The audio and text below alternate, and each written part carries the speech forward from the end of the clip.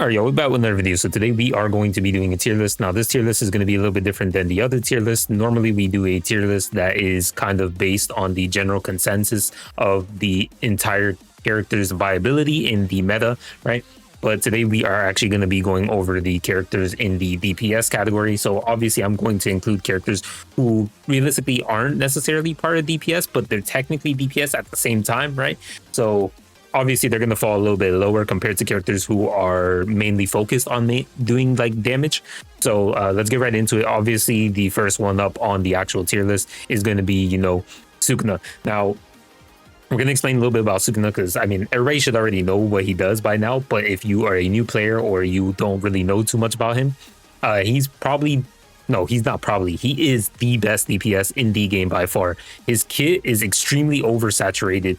So basically, imagine having a nuke, right, with his ult. So this is basically any DPS character in the game, while also having a skill 3 that does almost as much damage as his fucking ult. So it's like, what the fuck? You have like essentially 2 ults, and keep in mind, it's his skill 3 isn't an ult, meaning it just costs curse energy, which you could get it very frequently and do it more often than you can with your ult.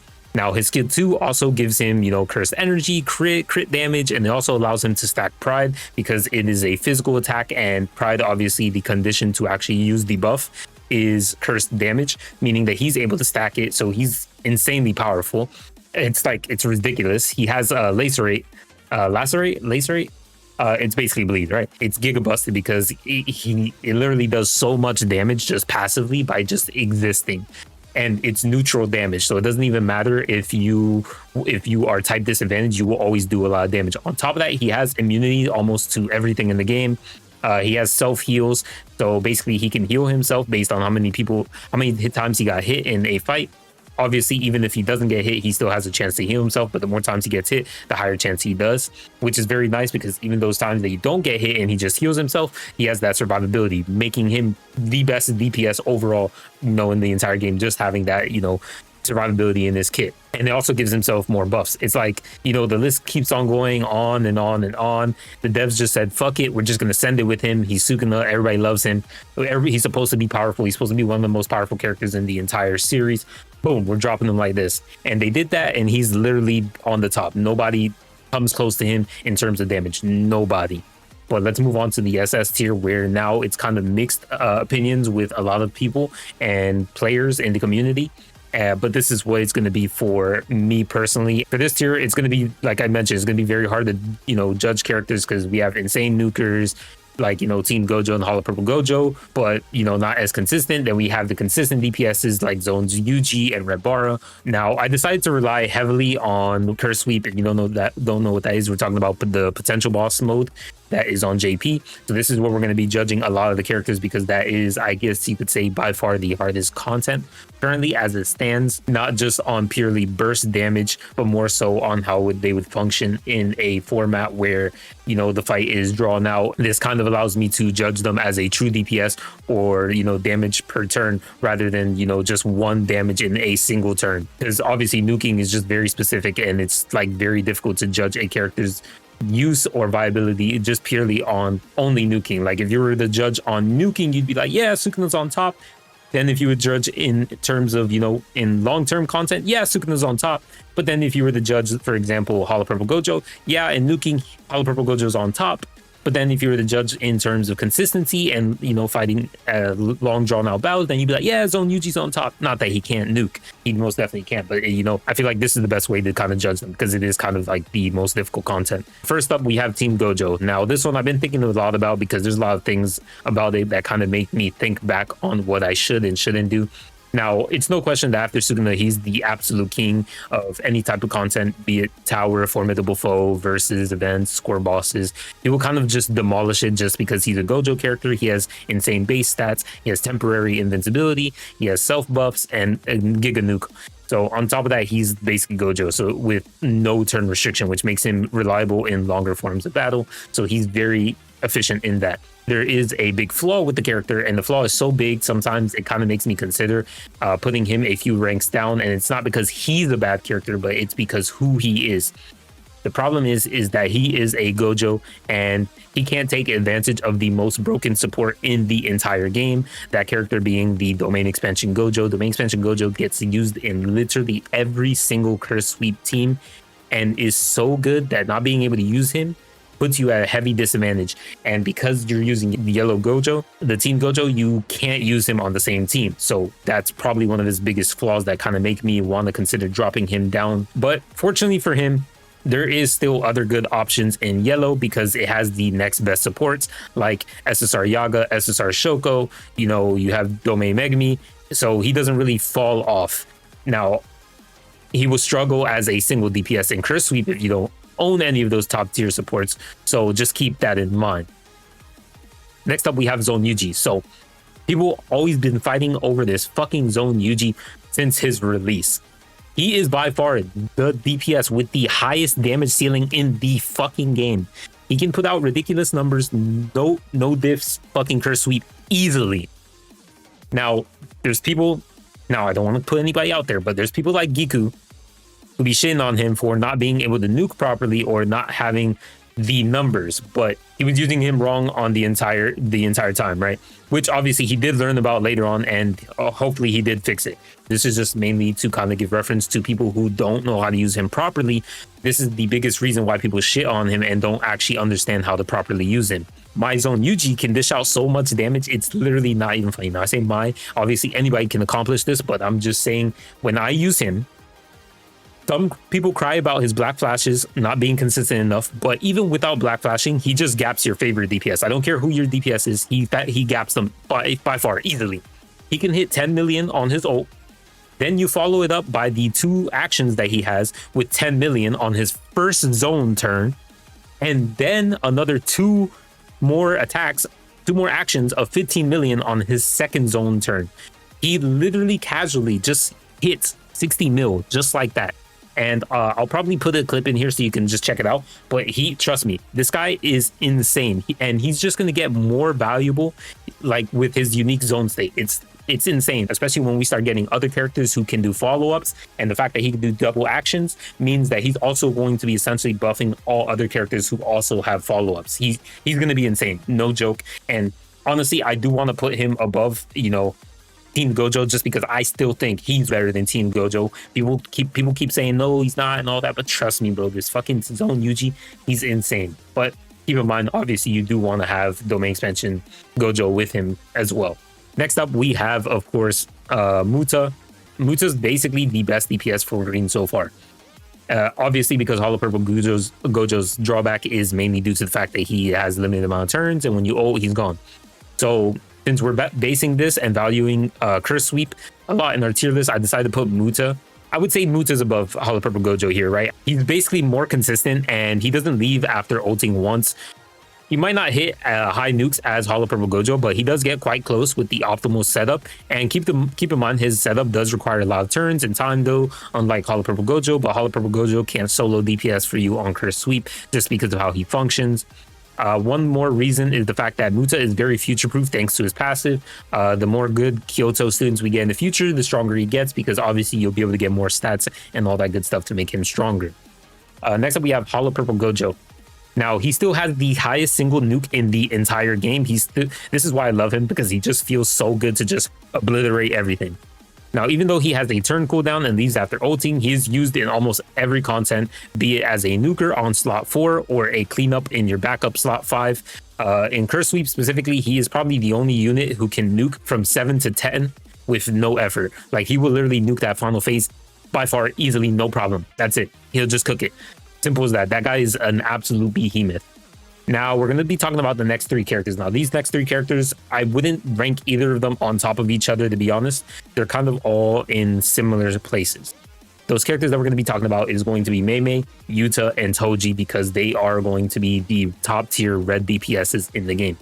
So to keep it short, because obviously there's 3 different characters and we're not going to talk a crazy bit about them, since we've already had Toji for quite some time, and so is Yuta, and we'll talk a tiny bit of Meimei, but she's very simple and straightforward, so we probably don't have to talk too much about her either. My conclusion is that the 3 of them are very close, and it really comes down to personal preference.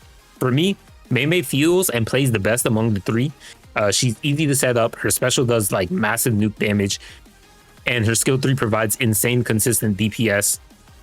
Now, Yuta, on the other hand, is very similar. His skill 3 provides insane consistent damage, while his special will do massive nuking damage, arguably so more than Meimei. However, he unfortunately does seal his special for 3 turns, which heavily restricts them, because now you have those 3 turns that you can't charge your ult, and then on top of that, you have to charge your ult after those 3 turns, which, in my opinion, is the worst part about Yuta, which I talk so much shit about him and call him fraud Yuta for that alone. And people are saying, you don't need it. But yes, when you're doing hard, long content like Curse Sweep, that is very bad. You don't want that. And that just means long-term wise, he's not going to fit well in the future if he constantly restricts himself. Now, of course, if they buff him again in the future, then there's no problem there, which they might.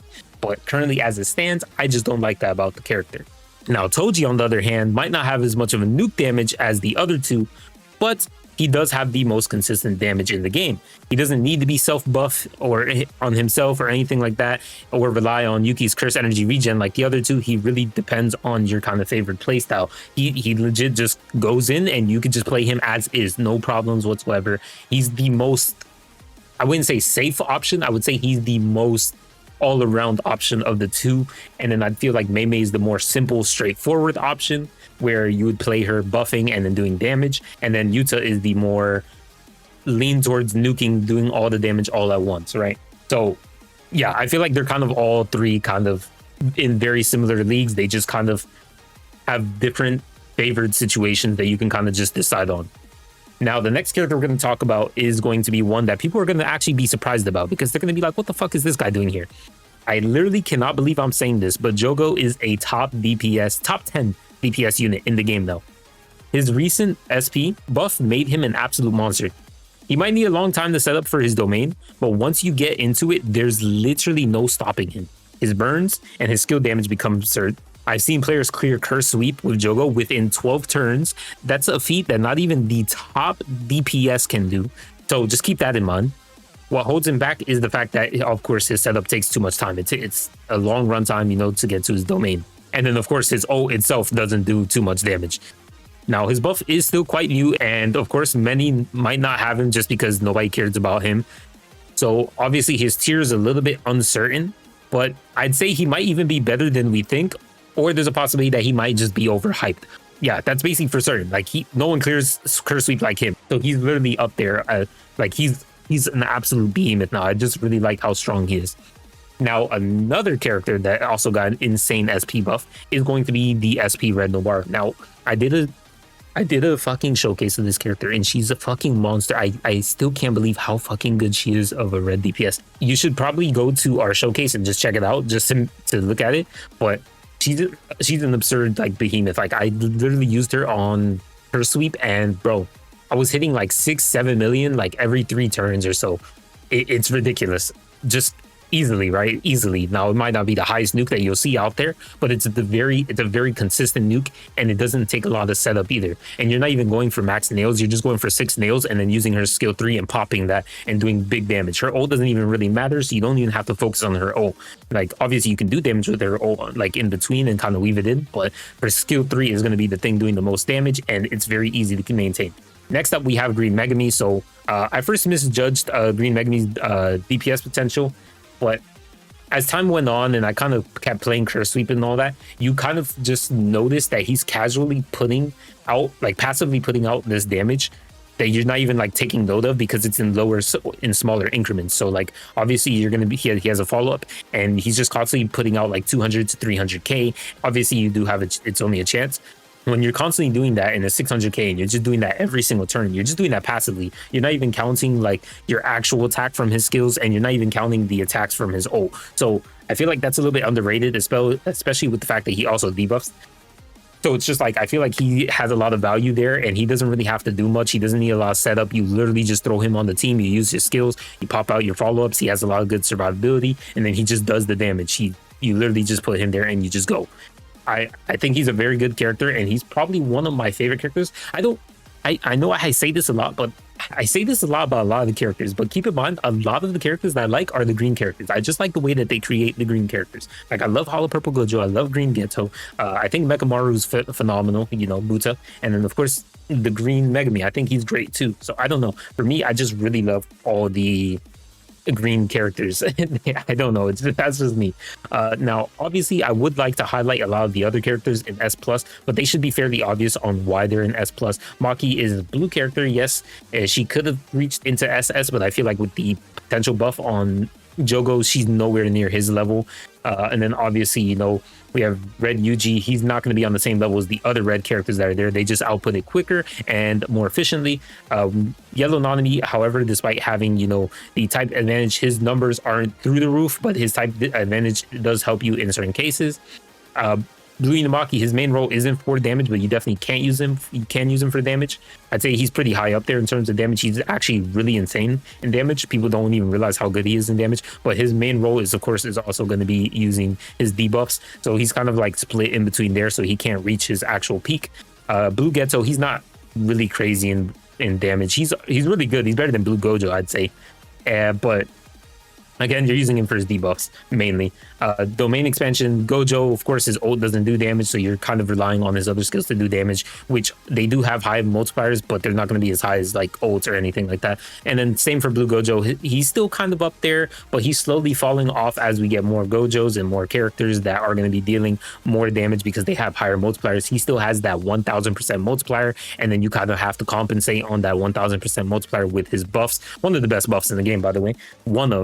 So you're basically compensating with those buffs to just reach the same numbers as the other characters who are just getting it on the basis without actually needing the self buff. So unfortunately, he's going to be a lot lower end. Now, I'm not going to really talk too much about S because everybody who's in S and below, you should really already kind of figured that they weren't going to be this high in terms of the tier list, just based off of how much people even use these characters and how much they're even talked about. And then obviously, considering their role. But yeah, anyways, that's basically going to be the DPS tier list. Obviously, I talked a lot about, Sukuna and then, of course, everybody in SS because those are the most important ones and the ones that are going to be used very often in the game. And in the future, of course, we're going to be adding more characters to this tier list that are going to be more DPS based. But anyways, I appreciate y'all boys for watching. Let me know what you guys think about the DPS tier list. I'd say this is fairly accurate considering I did test a lot of them minus Jogo because his SP potential buff was recently new, and I didn't think he was going to be that good until I started seeing other people play him. So obviously I didn't put a lot of effort into him. But yeah, obviously we do have all these other characters here. And I could say without a doubt that they're definitely the best DPS units in the game, just because, we have the feature to be able to kind of check our stats and everything, run the same team, and then compare their damage outputs. But anyways, I appreciate y'all boys for watching, and I'll see you guys in the next one. Peace.